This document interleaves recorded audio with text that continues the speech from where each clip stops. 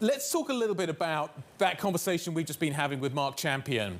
This idea that maybe this is becoming a war of attrition, that the United States wants to degrade Russia's ability to wage war on others. What do you think that means for your country? Well, to be honest with you, that cannot really change the strategy for us, because our job right now is to survive. And no matter what everyone else is thinking, this is what we have to do. That is what we are fighting for. So truth be told, we just have to keep on fighting. And regardless of what the motives of other countries are, we are anyways grateful to all the countries that are helping us to achieve this goal of surviving and defending ourselves and our values. It is very difficult right now, but we also realize that without the support from the West, which we are truly grateful for, and which we expect to be continued, we truly cannot really defend ourselves. But we have been doing that pretty well so far. I think much better than everyone else expected, and that is our plan anyways. We do not really have any other plan but to survive. Well, on that support from the West, we have seen over just the last number of days more pledges for hundreds of millions of dollars in financing, in weapons coming from the U.S. Other allies, of course, have taken part in that as well. What is still needed most on the ground in Ukraine? Heavy weaponry. That is the major thing. When I'm talking to the military, this is their message that they ask me to convey to everyone listening, is that we need heavy weaponry.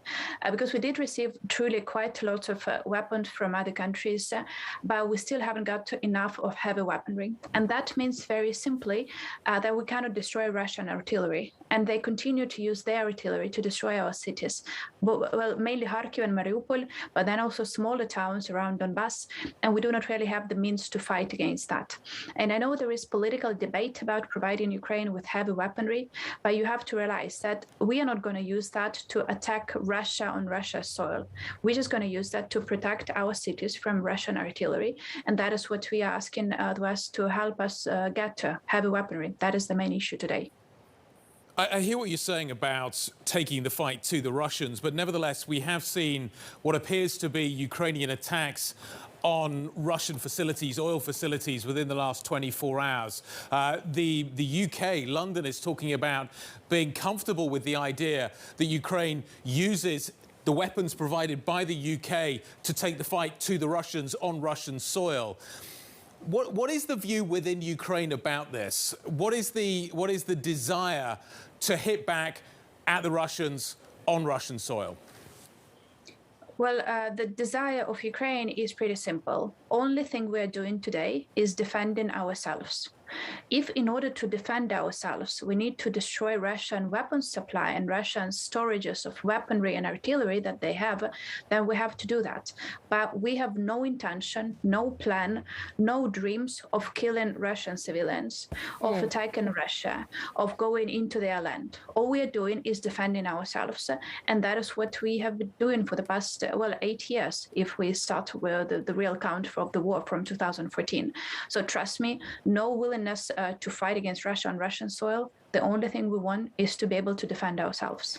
You mentioned civilian casualties, and of course we began this conversation with Mark Champion, our reporter, talking about the prospects of a peace deal at some point. How many more casualties, civilian casualties, is Ukraine willing to withstand before it gets to a point where it's willing to compromise with Russia? Well, you have to realize that any compromise that Russia is proposing today will lead to yet other casualties. They might not be death. There will be a loss of, territory, loss of livelihoods for people. So what Russia is proposing today is that they are offering us a deal where they take part of our territory with our people who have their lives there today, who have their homes there today, and who are today trying to escape from the Russian army, from the Russian rule.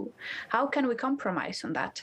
Just giving up part of our land because Russia came and started bombing those towns and cities, and people over there do not want to have Russian rule. So again, how can we compromise on that? That is our territory, those are our people, and we cannot simply give them up.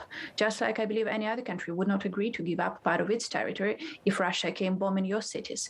So we are not willing to compromise. I'm sorry, we're just fighting for our people.